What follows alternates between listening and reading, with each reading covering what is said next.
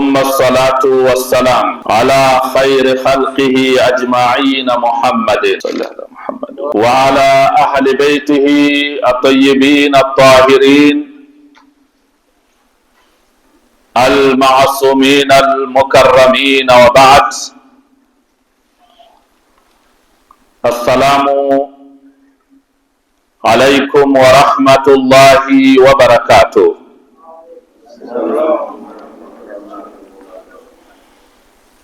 Alhamdulillah, hatuna budi kumshukuru tena Mwenyezi Mungu Subhanahu wa Ta'ala kwa kutufikisha katika siku tukufu ya leo, siku ya Jumatatu, tukiwa ndani ya mwezi mtukufu wa Ramadhan na tukiwa nafunga. Ni neema kubwa, ni baraka kubwa na ni bahati kubwa kuwa tumevaa vazi hili la saum, ambayo ni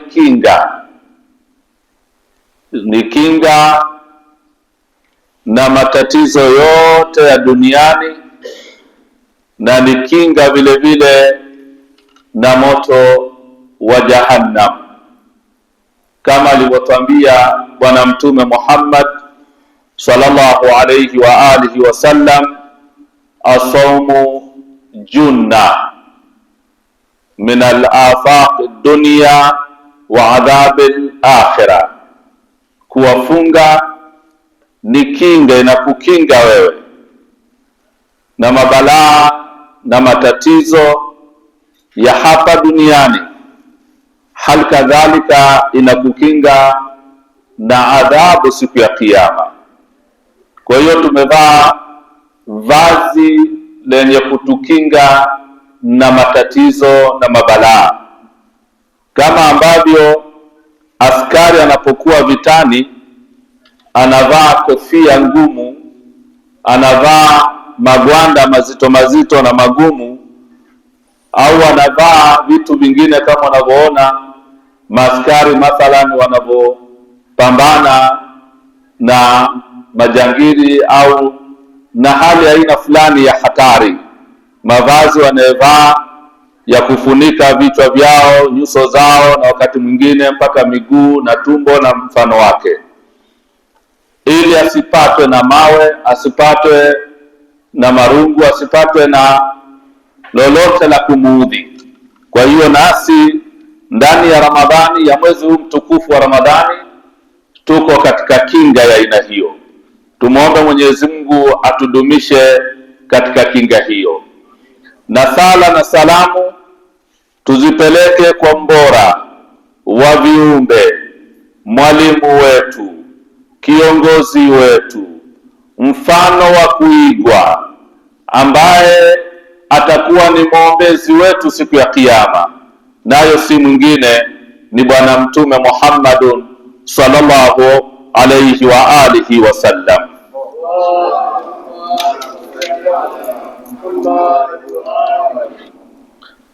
Tunaendelea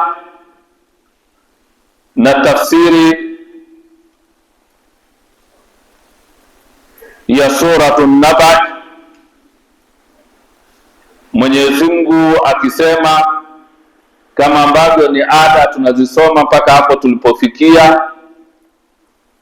A'udhu billahi minash shaitanir rajim. Bismillahir rahmanir rahim. Amma yatasaalun 'anil naba'il 'adhim alladhi hum fihi mukhtalifun kalla sayalamun thumma kalla sayalamun alam naj'alil arda mihada wal jibala autada wa khalaqnakum azwaja.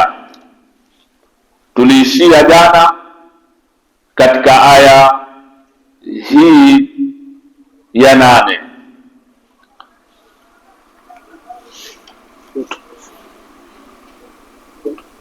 Kwa kuongezea kwa ufupi, kuanzia katika aya za jana, alam naj'al al-ardha mihada wal jibala autada wa khalaqnakum azwaja, tukiongezea kidogo katika aya hizi ambazo jana tulijikita na tukazielezea kwa urefu, ni kuwa baada ya Mwenyezi Mungu kuzungumza wa khalaqnakum azwaja, jinsia mbili, mwanamume na mwanamke, mmeumbwa na mkawekwa katika ardhi hii ambayo ni tandiko, ni laini, ni nzuri, ni swaliha kwa ajili ya kufanya mambo yenye kukufurahisha wewe mwanadamu na kumfurahisha Bwana Mtume, na zaidi ya hapo ya kumfurahisha Mwenyezi Mungu Subhanahu wa Ta'ala. Ni ardhi swaliha ina uzuri kiasi hicho. Sasa katika kuongezea yale tuliyozungumza jana, ni kuwa wewe mwanadamu umeteuliwa kukaa katika mgongo huu wa ardhi ili uisimamie ardhi hii vizuri, uidumishe, uwe kiongozi katika ardhi hii. Ndio maana Mwenyezi Mungu anakueleza hivyo, na sote tunajua ndio hili jukumu la mwanzo kabisa ambalo ndio mwanadamu analibebeshwa na Mwenyezi Mungu Subhanahu wa Ta'ala. Na tunafahamu Mwenyezi Mungu alipotaka kumuumba binadamu yule wa kwanza Adam na mama yetu Hawa, jukumu alilowabebesha, aya iko wazi, inni ja'ilun fil ardi khalifa, kuwa mimi nataka kuumba kiumbe atakayekuwa ni khalifa. Khalifa maana yake ni nani? Ni kiongozi.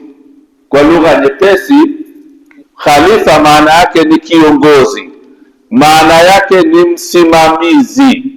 Kwa hiyo Mwenyezi Mungu ameumba vitu vingi, lakini vitu vyote hivi kiongozi wake na msimamizi wa vitu hivi ni wewe mwanadamu, ndio khalifa. Na ndio neno alilolizungumza toka mwanzo Mwenyezi Mungu Subhanahu wa Ta'ala.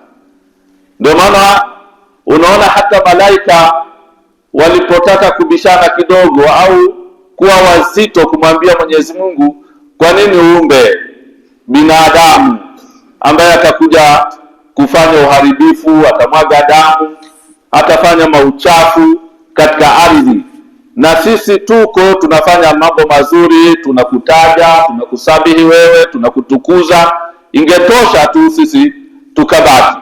Mwenyezi Mungu akawaambia, la, mimi nayajua msio yajua.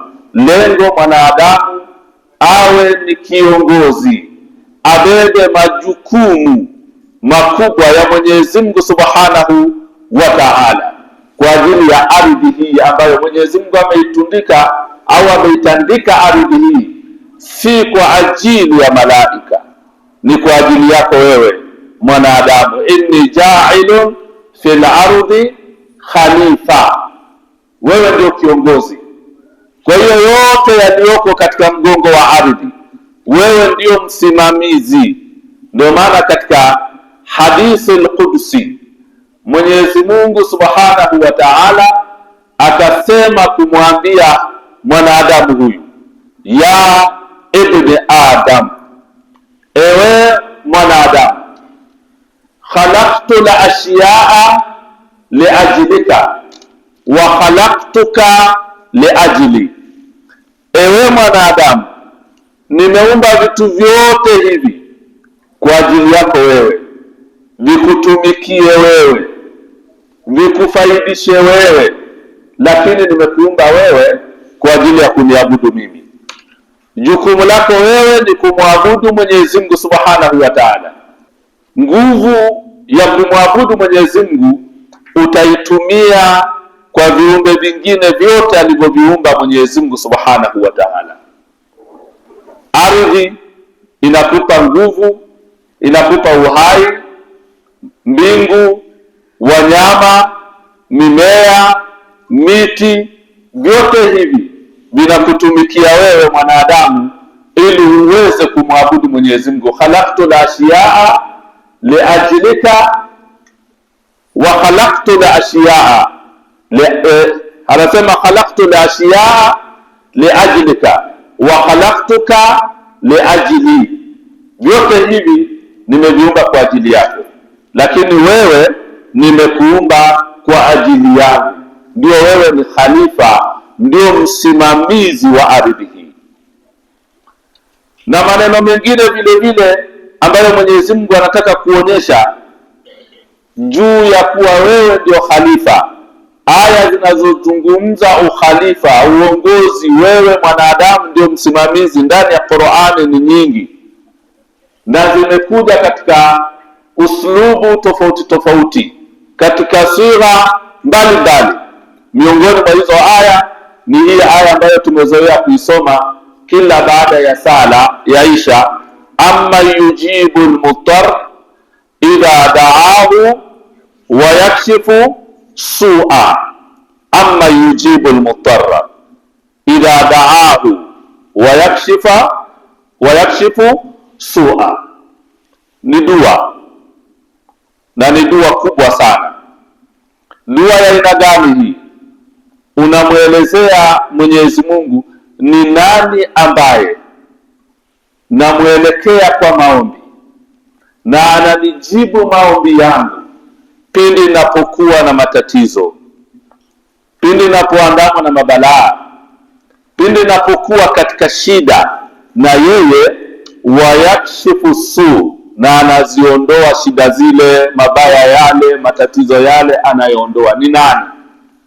Ni yeye Mwenyezi Mungu Subhanahu wa Ta'ala. Inakuja katika usulubu huu, lakini ni dua. Ni wewe peke yako, yani kama unamweleza ni wewe peke yako, ewe Mola wangu ndiyo ninayokuelekea. Maulama hawa wakaisoma hiyo aya ambayo inapatikana katika surati Hud. Inasema nini? Fastaqimu kama umirta wa man taba ma'ak. Fastaqimu kama umirta, kuwa na msimamo, usiyumbe katika amri ya Mwenyezi Mungu Subhanahu wa Ta'ala. Usiyumbe, kuwa na msimamo. Kama umeambiwa kuswali, usiyumbe katika sala. Kama umeambiwa kutoa zaka, usiyumbe katika kutoa zaka. Kama umeambiwa kutoa khumsi, usiyumbe katika kutoa khumsi. Kama umeambiwa kadha wa kadha, usiyumbe katika hayo. Aya hii ilimfanya Bwana Mtume nywele zake zibadilike ziwe mvi. Fastaqimu kama umirta, wakazisoma. Maulama hawa wakasema, huyu marji ambaye anaendesha mjadala huu na maulama wenzake, wakasema hii ni aya ya matokeo. Lakini kwa nini Bwana Mtume aambiwe fastaqimu mpaka nywele zake zibadilike ziote mvi? Mjadala ukaanza tena upya.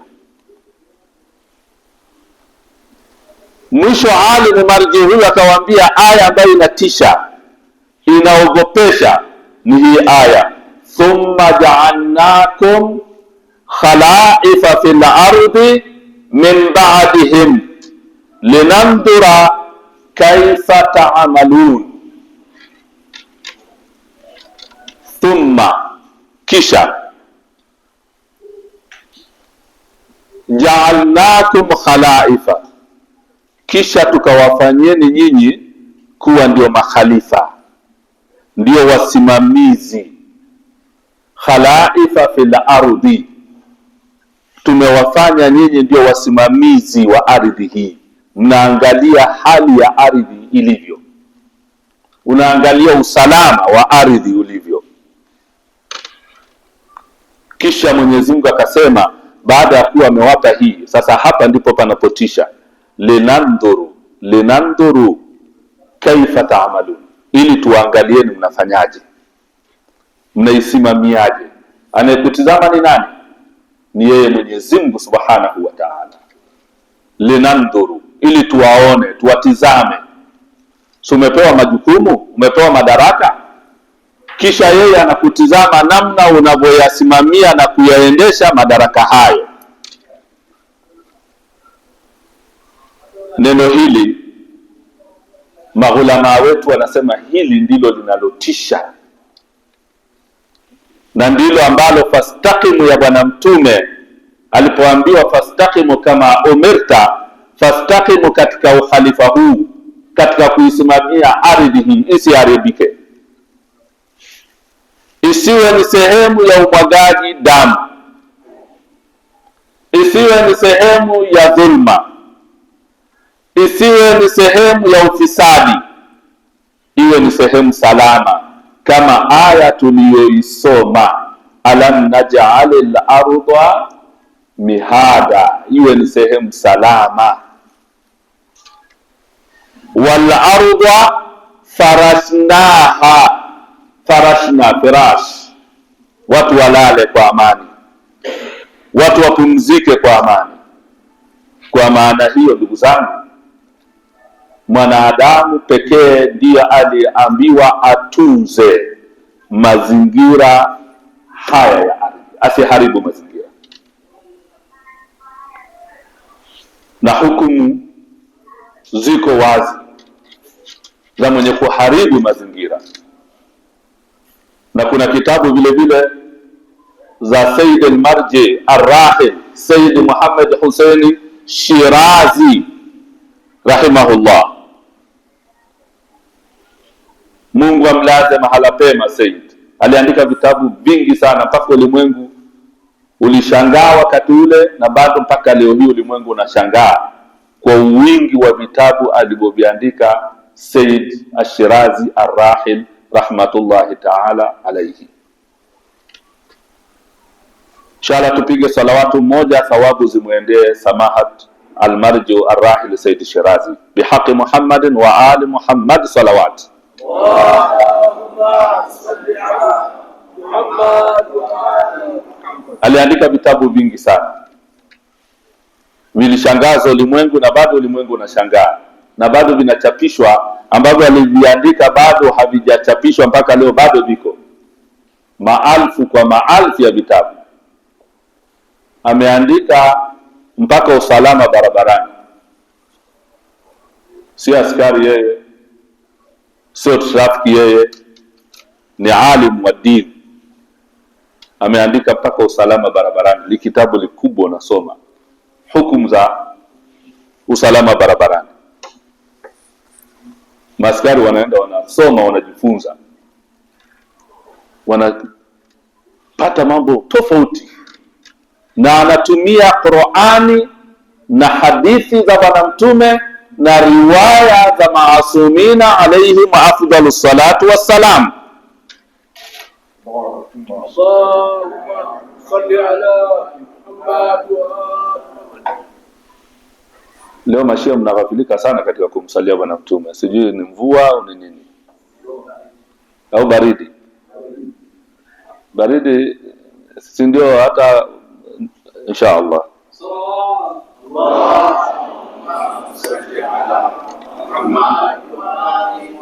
ameandika vitabu vya aina hiyo.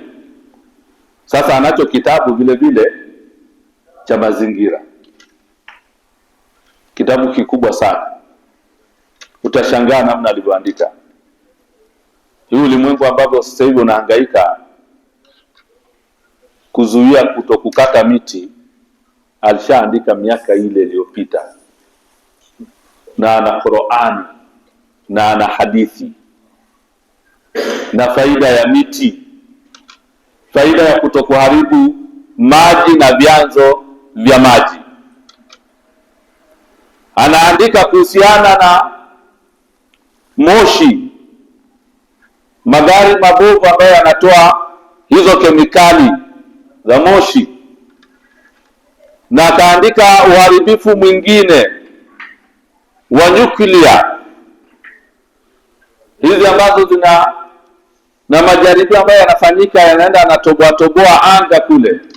Unaona hali ya hewa kila siku inazidi kubadilika. Ardhi ambayo ni sehemu salama ya maisha sasa imekuwa ni chafu. Joto sehemu ambayo si za joto, miti imekatwa, vyanzo vya maji hamna, kila kitu ni tatizo. Ndio maana ardhi hii kila tunapopanda, kila siku inazidi kufa badala kuwa hai. Na sisi tunasoma, na anaandika yeye Said Shirazi, kila kilichoumbwa na Mwenyezi Mungu kinakuwa hai kila siku, kinakufa pale ambapo Mwenyezi Mungu anataka kife. Yani kama wewe mwanadamu, istajibu lillahi wa lirrasuli idha da'akum lima yuhyikum, una uhai wewe mpaka siku akitaka kukuchukua pia utakuwa hai, lakini kwa muundo ambaye anajua yeye. Amechukua roho yako, ameenda kaburini, sisi tutasema amekufa, lakini kule pia kuna uhai unaendelea. Sasa kila kilichoumbwa na Mwenyezi Mungu ni hai, lakini leo hii hata wataalamu wanatuambia ardhi inakufa kila siku. Ndio maana kila siku wanajaribu kutengeneza mbolea, na kile kitengenezwa mbolea ile inazidishwa ukali, inaenda inaua, inakupa mazao kwa muda, lakini inaua. Siku ukitaka kupanda tena inabidi iboreshwe mbolea ile. Kwa hiyo ardhi, ndio maana tunalima sana, lakini njaa ni kubwa sana. Mashamba ni makubwa mno, lakini hayashibishi wanadamu, na vyanzo vya kulimia ni vingi mno, tena vya kisasa na vya kuvuna, lakini kila vinavyozalishwa ni matatizo. Serikali mbalimbali zinapambana mwanadamu apate maji, lakini hao wataalamu wanatuambia hakuna maradhi yanayomsumbua mwanadamu kwa wingi sasa hivi kama yanayosababishwa na maji. Wakati ule wanasoma waja'alna min alma kulla shay'in hai,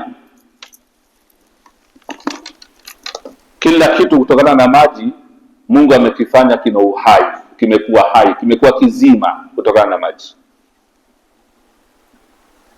Lakini leo maji ukiyachukua lazima uyachemshe, na uchemshaji wake unaambiwa mpaka joto lake lifike degree fulani, yani yachemke kweli, mvuke utoke kweli, si ndivyo ilivyo? Alafu pia yawekwe dawa. Haya yote ya kwenye chupa, ukiangalia ukisoma pale unaona vitu vilivyowekwa pale. Ukinywa ndio hivyo, umekata kiu. Lakini tizama, mtu akiumwa tu, yule ambaye anakunywa lita 3 kwa siku, anakunywa kadha, akiumwa tu, akifika hospitalini la kwanza anaongezewa maji. Hao maji yote yameenda wapi? Hajaharisha, hajatapika, na kila siku anakunywa lita 3, anakunywa lita 2, maji yako anakunywa sana, si ndivyo? Lakini ukifika hospitalini unaanza na maji. Yako wapi kwenye huu mwili? Uhai uko wapi wa mwanadamu? Ukienda lazima ukuta mapungufu yako. Madini katika mwili wako kila siku yanazidi kupungua, na Mungu anasema waja'alna min alma kulla shay'in hai. Na mataifa yakapigana kuhusiana na maji, mahusiano ya kimataifa yakawa ni mabovu kutokana na maji. Kisha tuna mabahari, tuna mito, tuna mvua kama hii alhamdulillah, Arusha neema, mvua toka jana usiku mpaka saa hii mvua inanyesha, maji yanatiririka tu namna hii. Lakini maisha ndio hayo, na ardhi hii ambayo ni ya kilimo ndio hii. Kienda mashambani, matrekta, ardhi inachimbwa, lakini angalieni maisha ya mwanadamu namna ilivyo. Tunaharibu mazingira. Said Shirazi ameandika mpaka uharibifu wa mazingira haya, maji, miti, makemikali, nyuklia hizi, moshi wa viwandani na mfano wake, hukumu unazipata. Ndio maana Qur'ani haijaacha lolote katika mahitaji ya mwanadamu, na Bwana Mtume na Ahlulbayt wakatufafanulia. Kusoma maelezo ya Amir al-Mu'minin Ali ibn Abi Talib kuhusiana na haya, namna anavyoandika Said Shirazi, utashangaa. Salawatullahi wa salamu alayhi.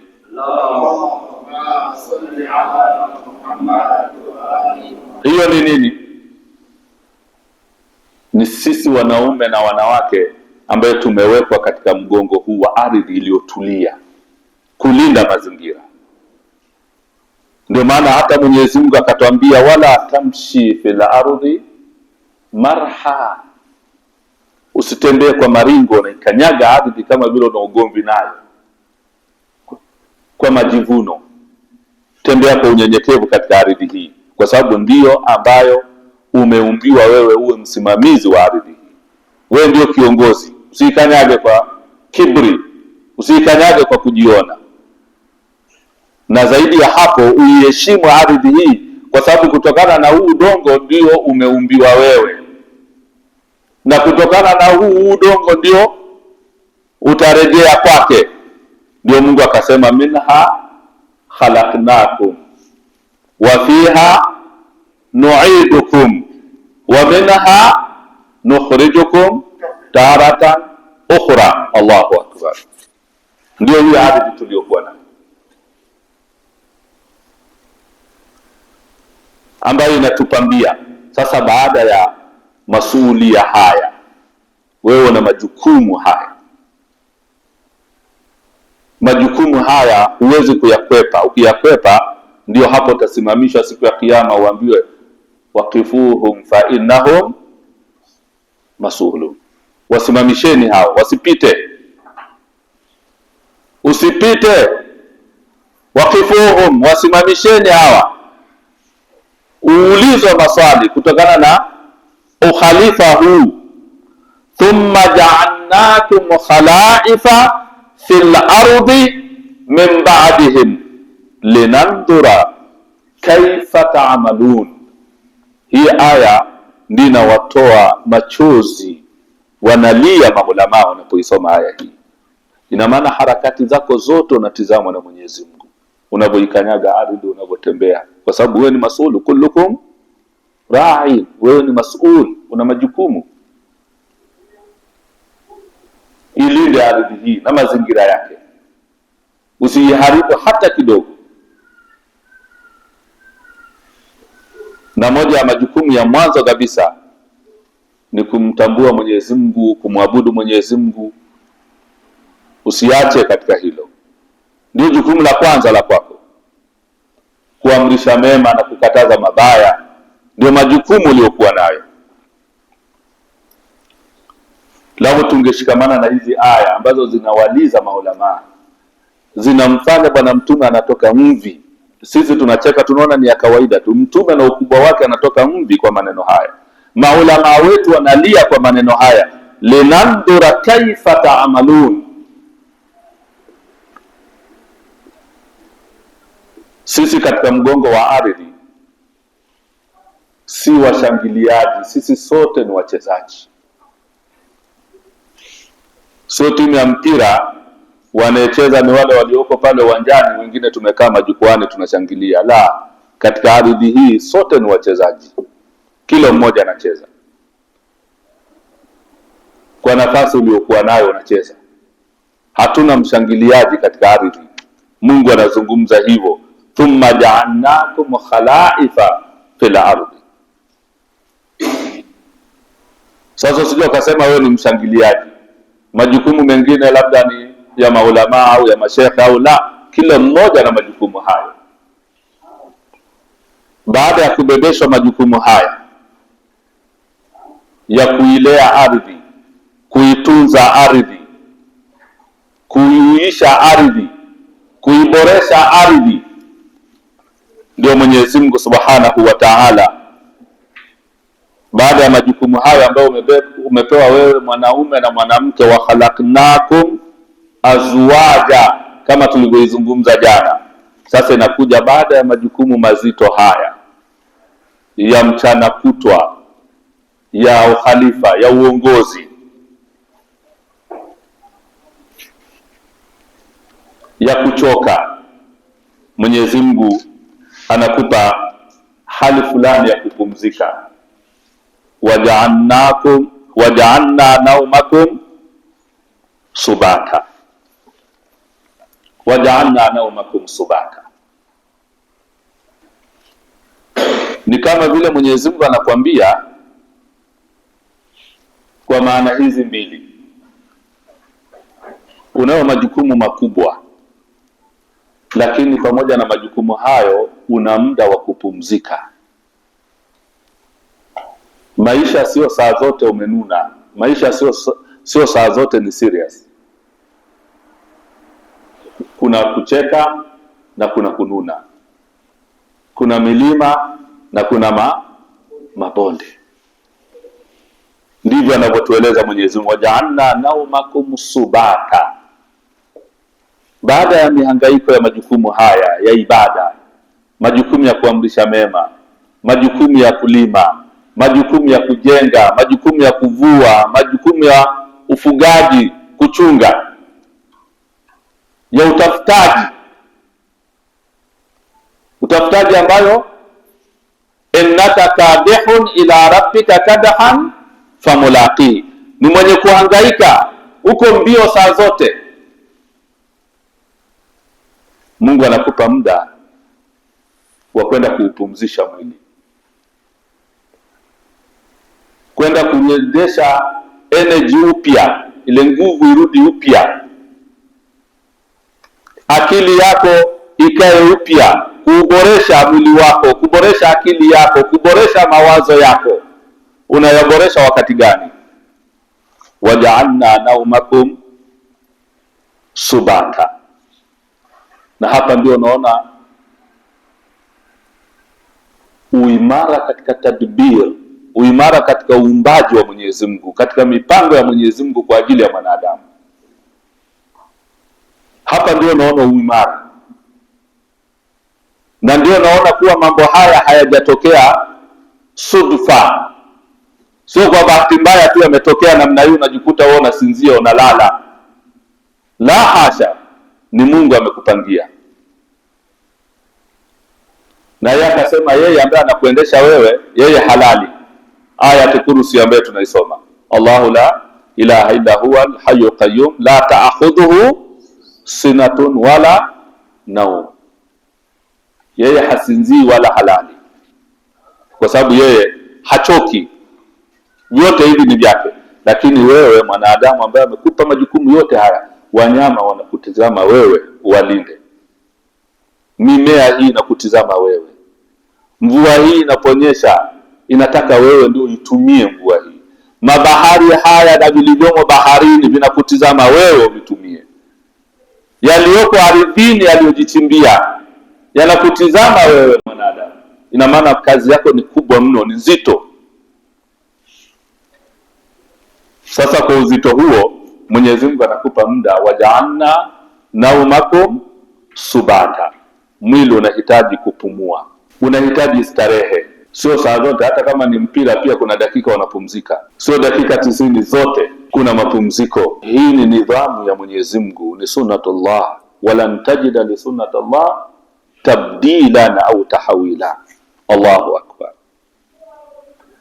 Yote haya anakuambia mwanadamu, zinduka, mtii Mola wako, mheshimu Mola wako, mtukuze Mola wako, usiwe jeuri kwa Mola wako. na hasa kama umebebeshwa jukumu hili na wewe ni Muislamu, na si tu Muislamu, na umeingia Uislamu wako umeuingiza kwa wilaya tu ahlu bait Rasulillah sallallahu alayhi wa alihi wasallam. Allahumma salli ala Muhammad wa ali Muhammad. Usingizi unalegeza mwili, unatulia vizuri, una relax vizuri, unatengeneza maalumati upya, elimu yako na iandaa elimu yako upya kwa ajili ya shughuli za kesho. Unajipanga wakati wa usingizi, na ndio raha ya mwili. Na neno linapotumika subata, sio ule usingizi wa wanaita nini kwa Kiswahili, mangamngamu, si ndio? Salawat.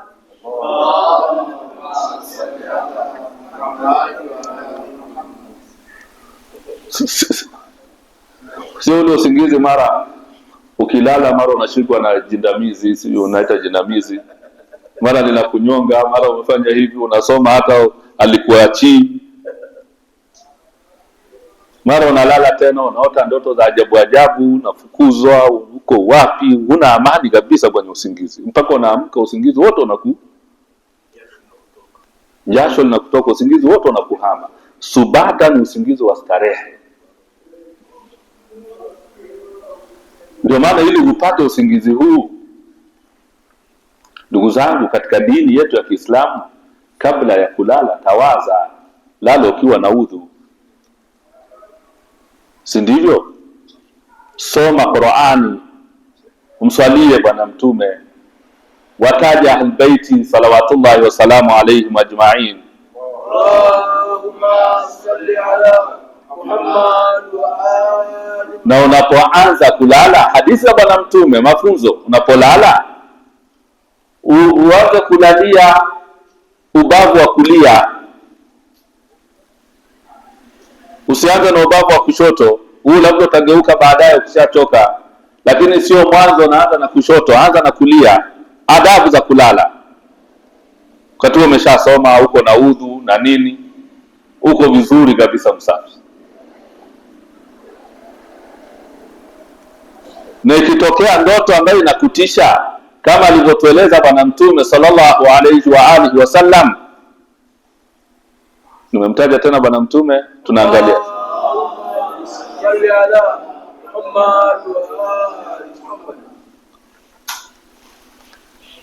umeota ndoto, umetokea bahati mbaya, shetani amekuvamia,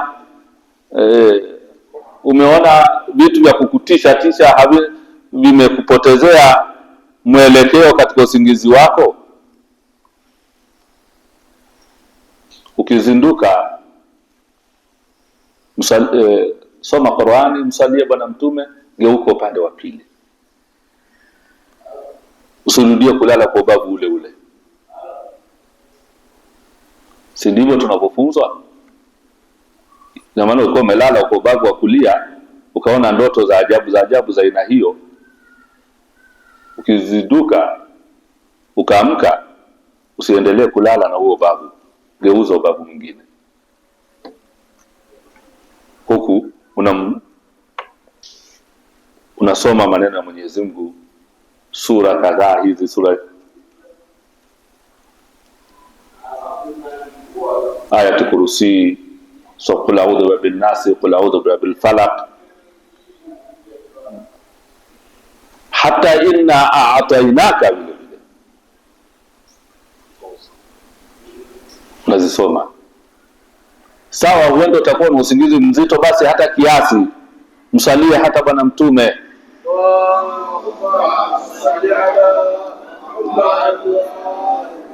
Mwenyezi Mungu amekubebesha majukumu, sasa anakuambia nenda ukapumzike, sio kwenda kupumzika alafu unaona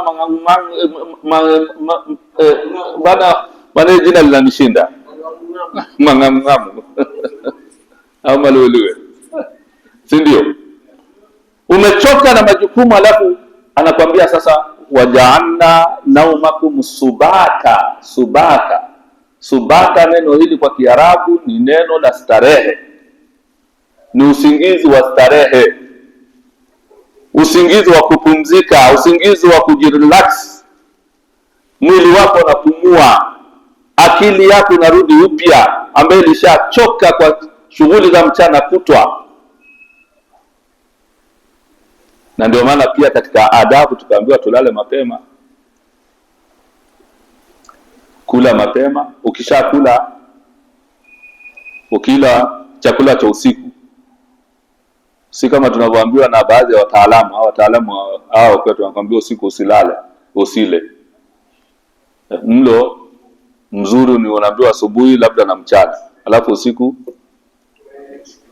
usilele au kula kidogo. Lakini sisi kwenye dini sio hivyo. Kwenye dini sio hivyo. Usiku kula, lakini sio ulaji wetu huu sasa, ambao unakula saa 4, unakula saa 5, unakula saa 6. Hizi ni saa za kuamka kwa ajili ya ibada. Wewe ndio unakula. Sasa unakula daku. Tuangalie wazee wetu walivyokuwa zamani, walivyokuwa wanakula mapema. Sisi nyumbani ilikuwa kisha swali magharibi tu chakula tayari. Yaani saa 10 na saa 1 chakula saa nyingi. Wakati mwingine watu wanakula hata saa 12 ndio chakula cha usiku. Alafu dini kakwambia ukishakula tembea. Idha taashaita famshi, ukila chakula cha usiku tembea. Na popote utembee, kwa sababu ni mapema, labda umekula saa 12. Ukitembea kile chakula chako kinakaa vizuri. Sasa hao wanatuambia usiku usile ni kwa sababu hatuna muda wa kutembea. Usiku wa manane utaenda kutembea wapi? Na unakula umekaa kitandani, unakula hapo unalala. Na mwingine anakula kwenye kochi analala mle, ameshindilia kweli. Huyu kweli analala. Na ndio maana unaona pia kuamka salatu subuhi inakuwa ni shida kwa wengi wa Islam. Salatu subuhi ni mtihani, kwa sababu ulaji wetu sio ule wa dini, si ule tuliofunzwa na Bwana Mtume na ahlu baiti zake salawatullahi wa salamu alayhim ajma'in. Allahumma salli ala Muhammad. Sasa anapotaja subata ni usingizi wa starehe, ni raha, anaumul istiraha aljismi baada juhudin mutawasil, baada ya juhudi nyingi. Sasa unapumzisha, kila kitu kinakaa mahala pake. Na inasema usingizi huu unasafisha ubongo wako na kaa vizuri. Ule ubongo wakati ulikuwa unaenda mbio katika maisha, unakuwa hujatulia. Ukilala ule unatuliza vizuri, alafu kesho unaanza vizuri upya. Sasa tunapokosa usingizi huu, ndio maana unaona mtu hata anapoingia kazini asubuhi ni yuko na vurugu nyingi. Lakini kuna lugha fulani hivi ya mtaani, ana mawenge. Asante Muhammad wa ali Muhammad salawat.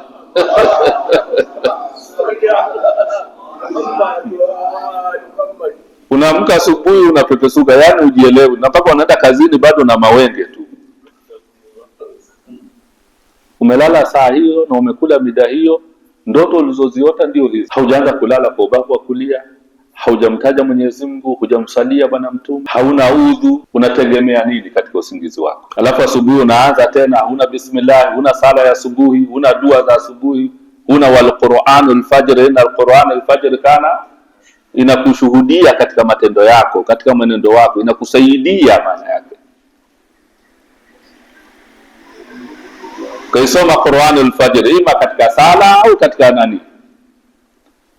Na ndio maana ikawa ni makuruhu kulala baada ya kusali salatu subuh, hutakiwi kulala mpaka jua lichomoze, lile jua ambayo ndio tutakuja kuelezea hapa. Waja'alna an-nahara ma'asha, katika jua hii aya ya 11.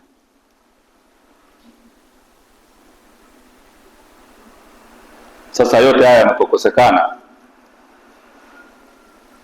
ndio nakuwa ni mawenge kweli, na ndivyo wakati mwingine tunawalea watoto wetu katika mazingira hayo. Mtoto halali mapema, asubuhi anashindwa kuamka, mpaka jua linachomoza bado umelala. Afya utaipataje? Subato utaipataje? Utulivu utaupataje? Moyo wako utakuwaje na utulivu? Ndio maana tunaposema sasa hivi watu wanazeeka haraka au maisha yanaenda mbio, sio yanaenda mbio, sisi ndio tunayakimbiza kwa matendo haya ambayo hayaendani na dini. Sasa waja'alna naumakum subata, tumejalia ulalaji wenu ni subata, ni starehe, ni afya, ni tajdidi, ni energy mpya ambayo unaipata. Lala mapema, uamke mapema. Lala katika sunna ya Bwana Mtume sallallahu alayhi wa alihi wasallam. Allahumma salli ala Muhammad wa ali Muhammad. Kisha baada ya hapo Mwenyezi Mungu anasema ulalaji wenu huo, wakati gani ambao utaupata ulalaji wenye starehe, wenye afya, wenye kuleta energy, nguvu, kukupa nashati upya, inakupa mwelekeo na fikra nzuri upya, ni wakati gani? Waja'alna al-laila libasa. Na lugha Mwenyezi Mungu akaitumia nzuri sana, libasa ni vazi. Vazi ukivaa kwanza linakustiri usiku na kustiri, ni stara ambayo hauonekani ukapigiwa kelele mtu akakusumbua, umejistiri. Huwezi kwenda kulala pale barabarani namna hii au mchana hivi ukalala, huwezi kupata usingizi mzuri wa mchana. Mchana tunaambiwa ni kailula tu, baada ya chakula cha mchana kidogo upate kakailula. Kailula maana yake ni solo usingizi wa masaa 2 matatu, alafu unasema kailula. Ukiamka hapo mbavu zinakuuma. Kailula. Ndio. Kiarabu?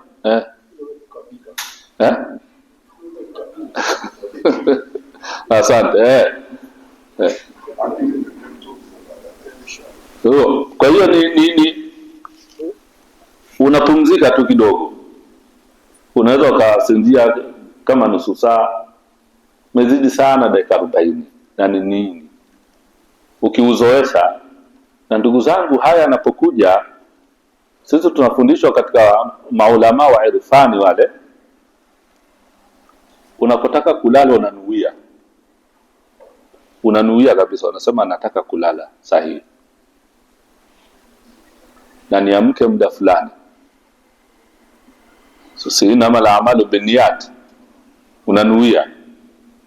Na kweli ukiuzoesha moyo wako, na wewe unaishi na Mungu, unaishi na Mtume, unaishi na Ahlulbayt, ukisema nalala sasa hivi, hauchukui hata dakika moja usingizi umeshakushika. Na unasema vile nilale nusu saa tu, nalala sasa hivi saa 8 hii na dakika 25, nitumie nusu saa tu niwe nimeshaamka. Ikifika nusu saa tu unazinduka. Na ukatambia kama ukitaka kujizoesha katika hii, ufuate zile suna za uzu, alafu upendelee kusoma aya za mwisho katika suratul Kahfi, Ashabul Kahfi.